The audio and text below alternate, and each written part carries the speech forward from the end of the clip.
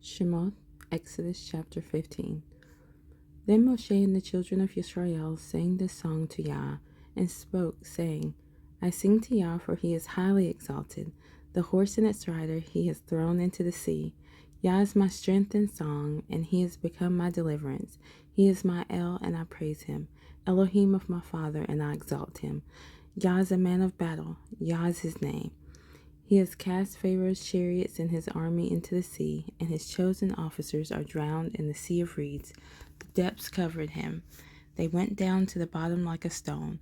Your right hand, O Yah, has become great in power. Your right hand, O Yah, has crushed the enemy. And in the greatness of your excellence, you pulled down those who rose up against you. You sent forth your wrath. It consumed them like stubble. And with the wind of your nostrils, the waters were heaped up. The floods stood like a wall. The depths became stiff in the heart of the sea. The enemy said, I pursue, I overtake, I divide the spoil. My being is satisfied on them. I draw out my sword, my hand destroys them. You did blow with your wind, the sea covered them. They sank like lead in the mighty waters. Who is like you, O Yah, among the mighty ones? Who is like you, great in set apartness, awesome in praises, working wonders? You stretched out your right hand, the earth swallowed them. In your loving commitment, you led the people whom you have redeemed. In your strength, you guided them, your set-apart dwelling. Peoples heard, they trembled, anguish gripped the inhabitants of Philistia. Then the chiefs of Edom were troubled, the mighty men of Moab. Trembling grips them. All the inhabitants of Canaan melted. Fear and dread fell on them. By the greatness of your arm, they are as silent as a stone, until your people pass over, O Yah, until the people whom you have brought pass over. You bring them in and plant them in the mountain of your inheritance, in the place, O Yah, which you have made for your own dwelling, the set-apart place, O Yah, which your hands have prepared. Yah reigns forever and ever.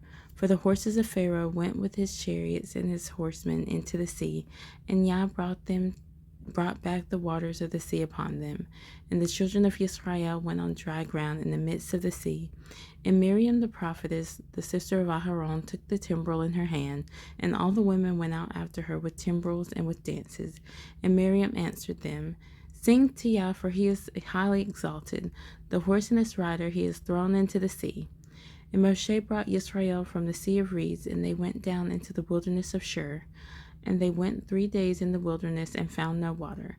And they came to Marah, and they were unable to drink the waters of Marah, for they were bitter. So the name of it was called Marah.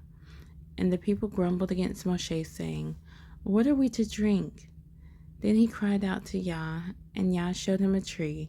And when he threw it into the waters were made sweet.